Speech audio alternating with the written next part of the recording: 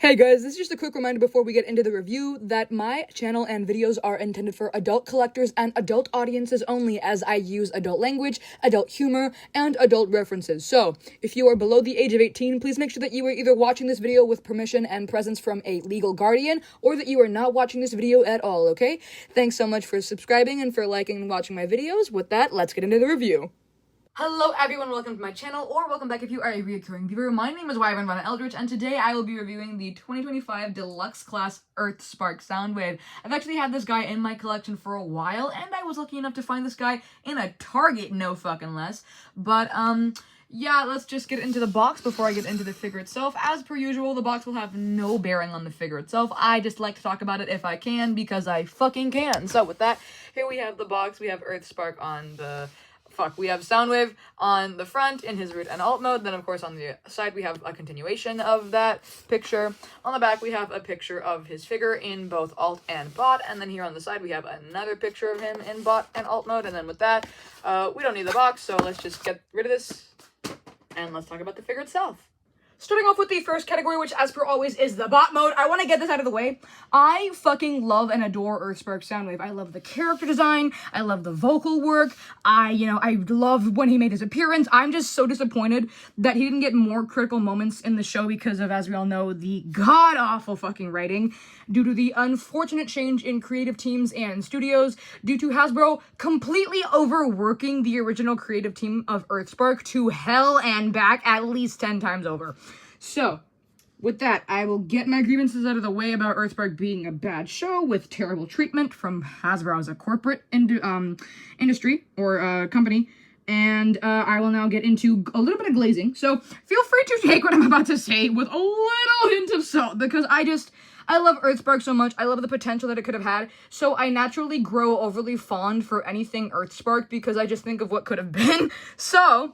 moving on to the bot mode now, which is, as per always, the very first category. I think that this figure looks positively fucking fantastic. The engineers, given the, or the toy designers, I don't really know what the right word is, I just say both, just in case. Given the parameters that Hasbro gave them for the budget, I would say that EarthSpark Soundwave is the best toy in the entire toy line. Not just in terms of, you know, the stupid, like, baby and kid toys that they've given us for EarthSpark. I mean, like, actual collector-oriented figures. EarthSpark Soundwave is genuinely the best one in the whole fucking lineup. He looks positively amazing. The plastic quality, it's, you know, if I gave plastic quality a ranking, even though it just kind of goes into the bot mode, I would give the plastic quality a solid, you know, 7, 6 out of 10. It's not amazing, but it's definitely really, really good. I would argue it's actually way better than most of the other EarthSpark figures. Actually, no, every EarthSpark figure, my bad. So, moving on to my favorite part, which is, as per always, the face sculpt.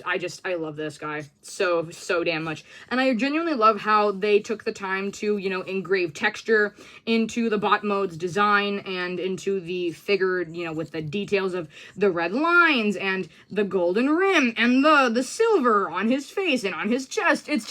It's so fucking nice to see that at least the toy engineers still cared about EarthSpark and did their best to make up for Hasbro's slack in that department. But, bot mode for me, solid 8 out of 10. The only reason I say 8 and not like a solid 9 is because of two things. One, the back, which, you know, that's understandable given the size of the figure. And two, the open legs, which, hold on, spoiler for transformation. Wah! The open legs right here, which do kind of put me off whenever I turn them around, or just... yeah, that's pretty much it. Now, it's completely understandable because of the way the figure transforms and the way the figure is built being so fucking short and small, which I will bitch about in later. But I still think that, for the most part, the toy engineers still did a really good job. So, absolute 8 out of 10 for me when it comes to the bot mode. Moving on to Articulation. This guy actually can move like a motherfucker. I was impressed, actually, when I played with him for the first time. So, I'm gonna remove his blaster off of his shoulder just to not have it pop off, because it does have a habit of popping off, which I will bitch about in the next category. So, moving on to, you know, Articulation. Starting with the head, he can look down. right? But he can't really look up. He can only look forward again because his neck interacts with his back, which keeps him from going any further. He can look from right to left, as his head can go 360, like that. His shoulder, because it is on a hinge joint, and I believe also a ball joint inside, can raise up like that as per transformation purposes, and can spin in a circle if you want to get the arm out of the way, like so. Now moving on down to the forearm. They are on swivels, both of them, so they can go 360, like so. And the elbows are on a hinge, so if you want to straighten out his arm like that, you can then make it bend up to that degree right there. And then as for his wrists, they are on a ball joint, so they actually have really nice motion, being able to go 360. And being able to go, like, kind of left and right, but more so just backwards. More so like that, really. Like kind of breaking his wrists, almost, which is, it's unfortunate. Like, so, there we go. Something that I do want to mention is because the reason that he has a ball joint, it's for transformation purposes. You're supposed to fold it up like that when you get into transformation, but it doesn't really serve any purpose in terms of making the transformation look good. It's just kind of like a gimmick that's there, I guess. But that's pretty much it. Now, actually, moving on to the torso, because this does not count as articulation in my department, but he can open his chest. It's just that his entire head comes off with it, which is why I don't count it for articulation. Also, he has no cassette cons to put in the chest cavity anyways, so there's no point. Moving on down to the waist. He does have a beautiful waist swivel, so you want to take those childbirthing hips and swing them around the 360 like so. They are also on a hinge joint right here, and I believe also maybe a ball joint inside of his dick, I don't know. So you just want to kind of rotate it like that, right, to show the full movement. And then his legs can raise very high up. So his legs can kick up to that high.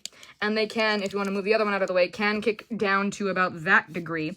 They can kick forward to this degree, and can kick backwards to this degree before the kibble interacts with the back of the thigh and keeps him from moving any further. But his hips do technically have 360 movement. Moving on to his knees, I want to kick his leg out again for this. He can straighten his knee to about that far, and he can bend it to about that degree, which is a little more than 90, just like barely a little more than 90 degrees, which is a really nice range of motion. Now moving on to the ankles. So the feet themselves are on a ball joint, so they can go 360. And they can go up. I'm going to use the other one. And they can go down for transformation purposes. But for the ankle itself, in terms of moving from side to side, because he can do that, there is also, spoiler alert for transformation, there is a small, like, hinge joint here that you can use to make his ankle do that. So, for me personally, I would say that articulation is an absolute 8 out of 10. He moves so fucking smoothly. It's, like, honestly, if he had articulated knuckles or an abdomen crunch, it would have been an immediate 10 out of 10. I'm not even kidding. I don't really care. Like, the figure itself is already, like, damn near perfect if it wasn't for the size. And the size works against this figure in a lot of ways, which I will get to. Now, sorry, I was choking on my own saliva. Moving on to the next category, which is, nope, not done coughing. Ah, God. Okay, so, moving on to the next category, which would be accessories. Hey, guys, can you tell what his accessory is just by maybe looking at the motherfucker for more than 5 seconds? I'm just gonna give you the answer, because it's so obvious. It's his shoulder cannon, and it's unfortunate. So, I think it's really nice that they included a shoulder cannon, but of course that's kind of like the bare minimum. It does pop off of this tab right here on his back to on this little slit right here in the handle, and then right here in the gun, which the handle thing can, like, move backwards and forwards if you want the blaster to aim up or down. And you can stick the peg into either of his hands like this, and he can just kind of shoot you, pew, pew, pew, pew, pew, right? So here's my take on it. If you need, and I've said this before, if you need to include a detachable piece on a Transformers figure to complete the character design, it does not count as an accessory, and it should not count as an accessory. So, for me, unfortunately, accessories would have to be a 0 out of 10. The shoulder cannon is the bare minimum, and I'm gonna say this, I will forever bitch about how Hasbro did not make this guy a Voyager class, because if they'd done that, then they could have done what they did for the Bumblebee movie Soundwave figure, which was give him core class cassette con figures. We could have had core class cassettes of Ravage, Frenzy, and Laserbeak, and the fact that we don't, because Hasbro wanted to pinch pennies as a billion, actually, not even million anymore, billion-dollar company, it's kind of like, what the hell, man? Like, who do I speak to Like, how many signatures do we need to get on a petition for Hasbro to reissue Deluxe Class Soundwave, except for this time make it a Voyager, with Core Class cassette configures? Because what do you fucking mean? This absolutely gorgeous design is stuck with certain limitations because it's a Deluxe Class, and then on top of that, it also severely hinders other Transformers figures in the toy line, or that have not been, made yet, because Hasbro doesn't want to spend the money. So, unfortunately for me, I do love this figure, but accessories are a 0 out of 10, and that's just unfortunately how it is. So, with that, we shall now move on to the next category, which is transformation, which this guy actually has a very fun transformation. I did have fun, I did like it. As per always, be patient, be gentle, and make sure not to break your EarthSpark Soundwave, because I fucking promise you right now, if you ever break this guy, you are going to regret it. If you know how much he is in the secondhand market, you are going to regret it forever and ever and ever. So, yeah, let's get into that. So now moving on to the first step, I'm actually going to remove the shoulder cannon from his shoulder because it's going to get in the way. You now want to open up his chest. You want to fold his head in backwards, like so. And then you want to just fold his chest back up like that. And then you want to take the hinge joint that we see in both shoulders, and you want to raise them up. And as you raise them up to meet in the middle, you want the peg that we see here and the port that we see, where is it? Right there, to tab into the port that we, the port that we see, because there's a peg and then there's a port behind that. So you want the port and the peg here to tab with the port and the peg here. As you push them up, you're gonna hear like a slight click. There we go. And then you also want to push the chest or the shoulders backwards so that the space, this line here, there is as little space as possible. So now your EarthSpark Soundwave should look like this. Now moving on to the back kibble, you want to take the kibble here and you want to unpeg it from its spot right there. And then you want to use the hinge joint that we see here to open it up, bring it down, and there's going to be a swivel joint that will allow you to flip it around like so. And then just for the sake of moving it out of the way to make room for the legs, you want to push the kibble up like that so that now he just kind of looks just like that. So now in regards to the legs, you want to take that beautiful fucking waist swivel and you want to spin him around just like that. Then you want to spread his legs. No, not like that. And you want to turn his legs so that they are now, oh wait, nope, the other way. They are now facing upwards. So the knees are like that. And then you want to, now this is, it was confusing for me at first. Let me see if I can do it like correctly. So visually, you want to unfold his leg like that with that hinge joint. And then you want to unfold it again like that. Then you want to take the ankle. You want to bring it up and you want to fold it in like so. Now do that with the other side, right? You want to, which I don't even know why you have to turn around Soundwave's waist if this is the step that you're going to take. Or actually, wait, no, I do know. I'm dumb. Now you want to do the same thing on the other side. You want to open up the legs like that. You want to take that ankle. You want to bring it up, and then you want to use that swivel to move it up like that. And then now your Soundwave should look like this. Now momentarily coming up back to the arms before we handle the rest of the legs, you want to use the swivel that we see in the forearms, and you want to bring the forearms down like that, and then you want to also use the wrists that we see to move his wrists up like this. There's really no point to doing this with the wrists. I don't, the instructions tell you to do it, man. I don't fucking know. Then you want to use the swivel and the hinge and the elbow joint to kind of like combine it, and you want the peg that we see here in his torso on both sides to peg into the port that we see here in his forearms on both sides. If yours doesn't want to tab, don't be alarmed. Mine also wants to be a bitch sometimes when it comes to his transformation. It does not like tabbing into its place, and on top of that, the wrist also likes to move around. So I actually have a very hard time keeping him on camera, and I'm sorry about that. Let me try to do a better job. Let me see. Yeah, that's about as good as I'm gonna get. So now your EarthSpark Soundwave's arms should look just like that. Okay, so now we are actually almost done with the transformation. So now what you want to do is you want to use the hinge joint that we see here, while also using the hinge joint that we see here. You want to make sure that his legs are kind of open and straight like that. And then you want to use this hinge joint to push the wings up like so. And you basically want the the tabs that we see here, here, and here to meet with the pegs that we see here, here, and here on the body. So you want to just kind of push it forward first, make sure that they align, and then gently press down like so. Now, my Soundwave likes to be uncooperative and does not want to listen. So, my Soundwave actually, his arm is untabbing. This is no bueno. Come on, Soundwave, don't be a bitch. I literally, I practiced this transformation off camera, like a good little YouTuber. Please, for the love of God. Please, Soundwave, please. Oh, God. Yeah, this is actually where, okay, I don't know if it's just my Soundwave, but this is where I find most children might struggle with the transformation. The plastic quality, like I said, it's not great, so there are parts of him that might want to start untabbing from their place when you start transforming him, especially with the torso and the arms and the wings. It can be a real pain, which is a shame because it's such a fun figure. The key is to get the forearm tabbed into the wing first, and then from there, you should just be able to gently push the rest of it down. Although, granted, my Soundwave does not like to listen, so I could also just be insane, and insanely stupid if mine would just want to. Please, Soundwave. Okay. Yeah, I think that's about as good as I'm gonna get it. That's about as good as I'm gonna get it. So that's one side, now you gotta do the same thing with the other, of course. You gotta align it, and then you gotta push down. My Soundwave does not like to listen.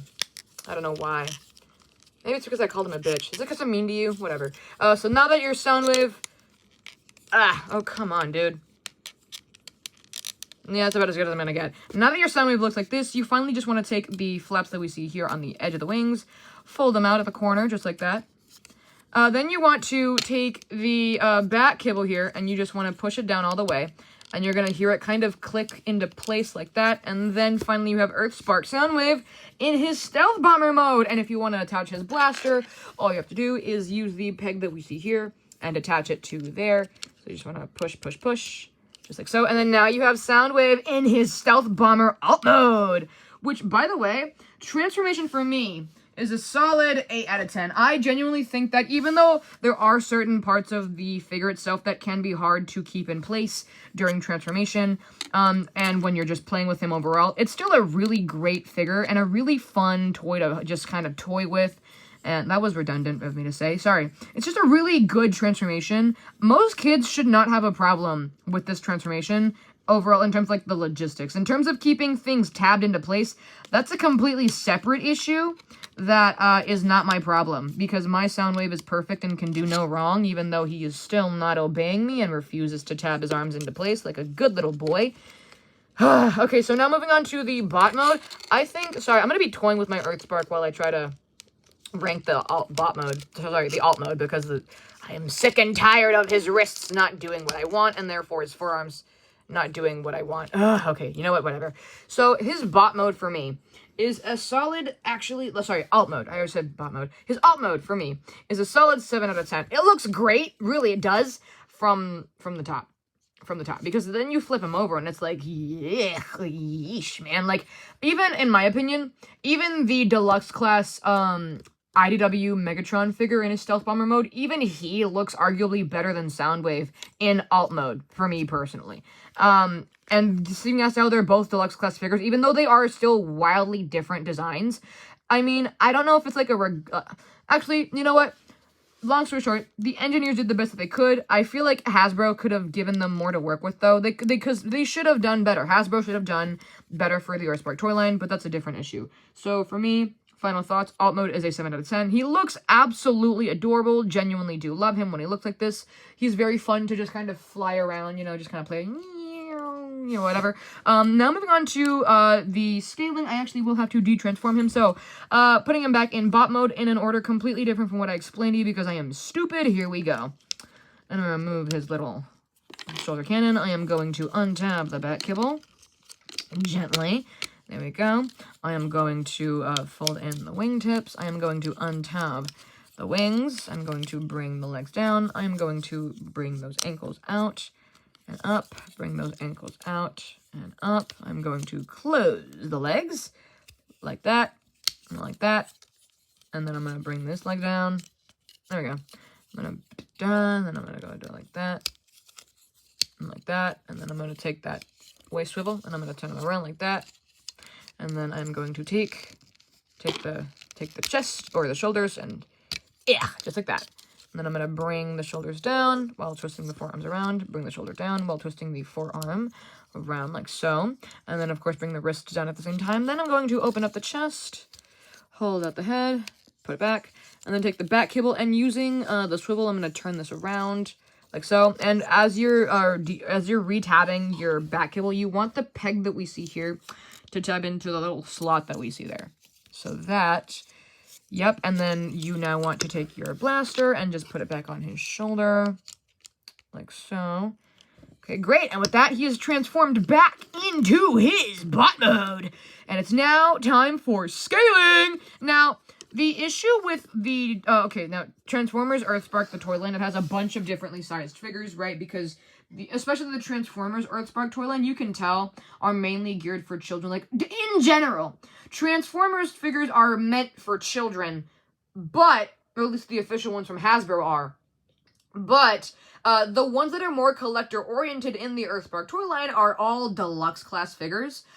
Which is why I've been hesitant to purchase the EarthSpark toy line. It's because although some of the figures do look good, I just don't want to have to collect all those characters if I don't care about them and thus don't care about their figures. So moving on to scaling, the first example I have up, which is actually, a pretty good example of the scaling, would be both of my EarthSpark Megatrons, who I will put on Soundwave's left and right. So here on his right, which is your left, is the Cyberglow Megatron. Let me actually move Soundwave back just so that you can have him standing. There we go. And then on Soundwave's left, which is your right, we have the regular Build-A-Figure Megatron, who is also a Deluxe Cuss figure. Both of these figures are roughly the same height, so in reality, they scale pretty okie-dokie with Soundwave. Not terribly, but not great either. Now, of course, moving on to a different Deluxe Class figure that is also in the EarthSpark toy line. Where the hell is he? Okay, he's right here on my desk. Hold on. I put him in a Ziploc baggie for some reason. Okay, here we go. So we have the EarthSpark Deluxe Class Build-A-Figure Shockwave, which is, just a fucking retool of Cyberverse Shockwave. Something that I noticed about the EarthSpark toy line, and it's a pain in my ass, as someone who loves the designs for EarthSpark, most of them are just Cyberverse retools. Like Shockwave, to my immediate recollection, Shockwave, Starscream, Skywarp, Novastrom doesn't even get a fucking figure, Hot Rod, or sorry, not Hot Rod, Prowl, there we go. As far as I know, and I'm sure that there are like a couple of others that I'm not thinking of at the moment, they are all Cyberverse figure retools, and it genuinely fucking sucks. Now, in regards to EarthSpark Shockwave, his design wasn't really inventive for Shockwave. It was actually, I would argue EarthSpark Shockwave's design was bad because it was just bland as hell.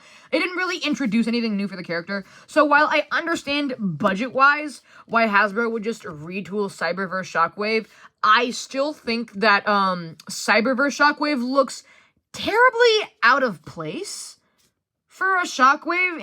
It's just, you can tell that they're from two different continuities is what I'm saying here, and it looks hella out of place. But that's just it for Cyberverse Shockwave. Now moving on. Okay, so this is what I'm talking about where, when I'm saying that all of the figures for EarthSpark, the ones that, collector-oriented, this is where all of them being a Deluxe class starts to hinder them on a level that I truly cannot express with human words. So, this is my EarthSpark Elita 1 figure, which I will be bitching about her in a different video because she's just bad. There we go. So, the thing about Elita 1's figure is that she is called a warrior class figure, which no fucking clue what the hell that means. As far as I know, I think it's just a shittier Deluxe class because that's what she is. Height-wise, size-wise, mass, and weight, she is a Deluxe class figure, so I can only assume that warrior class is in regards to a Deluxe class figure that has shitty articulation, and shittier plastic quality, and shittier everything. But I will bitch about her in a different video. Now moving on to the final example of why having Deluxe class figures for the entire toy line is a bad idea. Boom. And it's so funny because you either have a really tall Bumblebee or a very short Soundwave. And I talked about this guy. He was actually, like, the second Transformers figure review that I ever did, and I love him. I might redo his video, though, now that I've gotten a better hang of my figures and what I want to do in my content. Great figure, or actually, well, not great figure, pretty okie-dokie figure, pretty mid figure, but, he's cute. So that's pretty much it for scaling, which me, personally, I have to give a solid 2 out of 10 in terms of other Transformers figures for the EarthSpark toy line that are meant to be scaled next to each other, because you wouldn't want to place EarthSpark Soundwave next to, I do not remember what it's called, but it's like, there's like a really tall Bumblebee figure where you get, Mo Malto. You don't want to put him next to that one, right? And of course, you wouldn't want to put EarthSpark Soundwave next to any of the one-step changers. So, in regards to the toys that better fit the scaling, I would say that scaling is just a 2 out of 10. It's awful. But, showcasing Soundwave next to some other Transformers figures that are not from the EarthSpark toy line. First, we have him here next to my Deluxe class Transformers 1 Starscream, who looks absolutely beautiful, if not hella fugly because of that horrible face mold. Moving on to a Voyager class figure. Where the hell is he? Here we go. I will have him here next to my San Diego Comic-Con exclusive Transformers Prime Voyager class Shockwave, who I actually did get signed by David Sobolov. He has a miscolored shoulder because I bought him that way, and then I just fixed his shoulder. That's completely irrelevant. I love him. Now moving on to a leader class figure. Here we have him next to my Megatronus Prime, who is actually Texan. He's from Texas. I bought him when I was in Dallas-Fort Worth, Texas. So that's pretty much it for scaling when it comes to other Transformers figures, not in the Transformers EarthSpark toy line, which he actually, I would argue, he does scale quite well with. Do I wish that he was a Voyager? Absolutely. I will never bitch about how he was not a Voyager. He should absolutely be a Voyager. If by some fucking miracle somebody from Hasbro watches this video, please, for the love of God, make this guy a Voyager. That's pretty much it. So, scaling, once again, just final iteration, 2 out of 10. Now we're gonna move on to pricing. And oh my god, okay, so, pricing is a whole new fucking issue. And oh god. So, I need to preface this category by saying that the distribution for EarthSpark Soundwave, both like the US and the Takara Tomy version, which as far as I know, I don't think there actually is a Takara Tomy version of EarthSpark Soundwave. I could be stupid. I might be stupid. I have not seen one, which is why I don't think there is one, right? It's like a fucking unicorn where you hear about them, but you never see one, so they're obviously not real. Anyways, EarthSpark Soundwave's distribution was absolutely fucking shit. I did not know how bad the distribution for this guy was until I found him. And the funny thing is, the first time that I ever saw him, I went to Frank & Son's collectible show in City of Industry in California. If you guys ever have the time, or if you're in the area, absolutely go there. It's a fucking great place. And I saw him. Somebody was selling him for $30. And I thought, oh, okay, this is a pretty cute figure. And I kind of put him down, and then I walked away. I was thinking that maybe I'd find something better to spend my money on. I didn't. So I went back there to the guy that was selling him, and he was like, ah, shucks, someone actually bought him like 5 minutes before you did. And I was like, oh, okay. So then on the drive home, I started to look up where I could find him, and to my fucking shock, this guy's distribution is so bad. People in, like, the fucking Netherlands are having an easier time. People in Australia and Canada are having better luck finding this figure than people in the US. And the worst thing is that the people who are having luck finding him, they're all fucking scalpers. All of them. All of them are scalpers. It's ridiculous. This guy's pricing was originally $19.99, and I was lucky enough to find him in a Target for that price. So I got him at retail price. And for me personally, a $19.99 price tag for this motherfucker is an absolute 8 out of 10. Positive 8 out of 10. Would I like to pay that much? Typically, no. If I had my say, I would have marketed him for maybe like $12.99, $15 at most, right? But $19.99 was actually a very solid price for a figure like this. The fucking scalpers, though, have completely ruined the game on collecting EarthSpark Soundwave, because the amount of people that I see every day on like Mercari and eBay and other secondhand marketplaces upscaling Soundwave for like what? Like well over $100. I see people selling them for like $120, $150, $180, $210. It's fucking ridiculous. And he's not fucking worth that price. He's not. Regardless of how hard he is to find, he is not worth $100 fucking dollars. And it's a shame. It's a shame, really, because scalpers, right, they fucking suck. And to be fair, I think there's a very big difference between resellers and scalpers. Scalpers are people who are in it strictly for the money. Those people fucking suck. To resellers, to anybody out there who's a scalper, fuck you. Actually, fuck you. I don't hate you as a person because you're human, but I don't like what you do, and I feel like there are far easier and more ethical ways to make a living than scalping figures. Now, and resellers, for those of you who are resellers out there, I am so sorry that your financial situation is so bad that you feel the need to scalp a Transformers figure. It fucking sucks. Because EarthSpark Soundwave, for me, he's a great fucking figure. Absolutely amazing. So adorable. And the fact that, you know, EarthSpark toy line, and just Transformers figures in general, being geared towards children, the fact that some little kid out there isn't going to be able to own this figure and make core memories with this figure because they can't find him because the distribution is so shit, and then his parents or his or her parents or legal guardians can't buy the figure for them because it's too expensive on the secondhand market, that shit fucking sucks. That's a genuine fucking shame. So, you know, pricing on the first-hand market, retail pricing, absolute 8 out of 10. If you can find him at a Walgreens or a Target, get him. Because you're never gonna see that motherfucker again, I promise you. As for the second-hand market pricing, if you can buy him for $50 or less, and I mean that, $50 or less, 60 at most, before tax and shipping, get him. Do it. He's a great figure, very fucking cute. Now, of course, you should not have to pay that much for this figure. You shouldn't. Ideally, if the distribution wasn't complete shit, then on the secondhand market, you could pay, like, what, maybe $40 before tax and shipping? Or after tax and shipping, actually? But seeing as how he's so rare, at this point in time, I would pay at most $60 before tax and shipping for a figure like this, if you find him on the secondhand market. No, that's actually what, so yeah. So those are my final thoughts. Actually, let me tally the score. So, with, where's my calculator?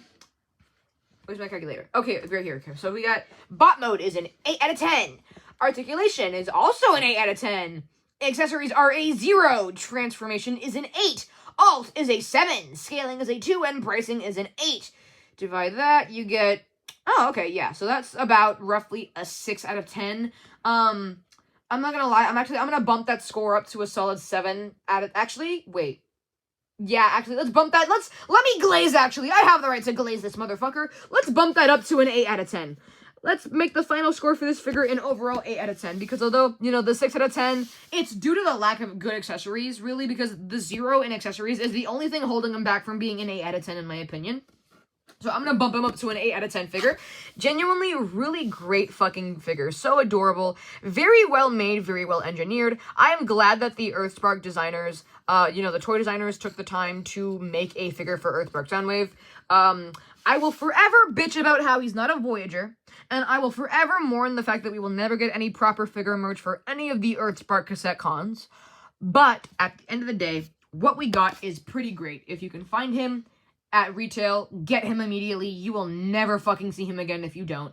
To any scalpers out there watching my video, fuck you. To any resellers out there, I feel sorry for you. I wish that you didn't have to scalp this kind of figure, because I see so many people, like, scalping him, and the truth is, you don't know why they're scalping him, right? Their bills might be tight, so I can't really judge someone for scalping him, but I can still, like, judge the fact that he's getting scalped, because it's fucking ridiculous.